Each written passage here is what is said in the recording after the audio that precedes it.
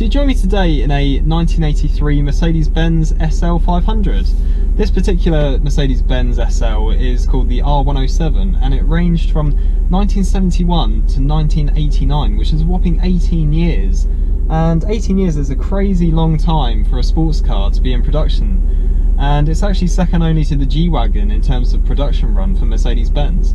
So today I'm going to try and find out why Mercedes-Benz kept the R107 in production for so long.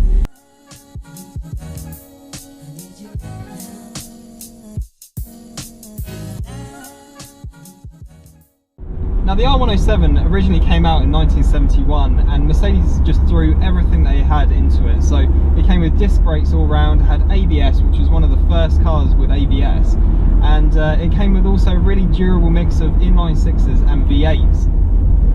So the one I'm driving today is the 500 SL. So it's got the 5 litre V8 engine and that's pumping out 240 brake horsepower and 295 foot-pounds of torque, which are quite healthy numbers, especially for this era. So the 4-speed gearbox that they updated in 1981 actually is really good. It doesn't hold on to the gears as much as its predecessor, the 3-speed, and that was one of the foibles of the earlier cars. But this one is silky smooth and it just goes through the gears and you don't even notice.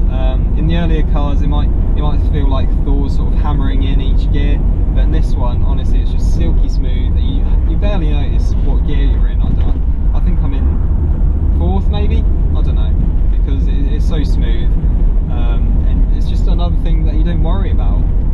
Friedrich Geiger actually designed this car, and he also designed the 600 Grosser, a favourite among dictators, and the original 300 SL and Pagoda, which came before this car.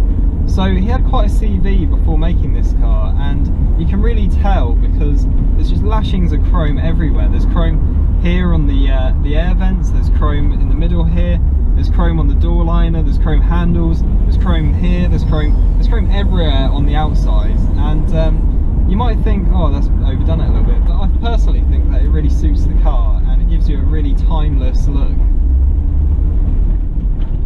Now the platform came from the W114 saloon, which was basically the E-Class of the 70s. And what you might think is that, well, okay, well that's not very special, is it? Well, in terms of putting that platform into this car, what you get is a really durable platform and also a really comfortable ride. Couple that with the really soft seats and the soft suspension and big tyre walls, this car just has absolutely sumptuous ride quality. And compared to say a Porsche 911 of the 80s or Jag XJC, the Jag XJ had really good ride quality, but it's not as good as this. So the R107 then is a really sophisticated cruising machine. You could cross the continent in this, no problem at all. You get out and feel like you've just popped down to the shops, really.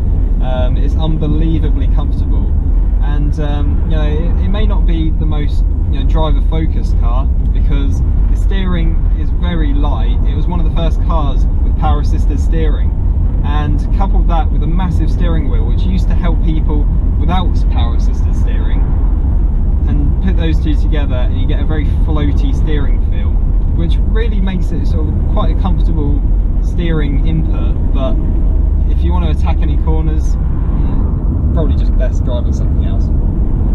So if you compare this car to its predecessor, the Pagoda is probably about 100 grand if you want one in this condition. This car is actually on sale for under 18 grand. This Mercedes SL 500 represents great value for money. For anyone that wants a gorgeous classic car but doesn't want to spend every weekend tinkering with it, there's none better than the R107.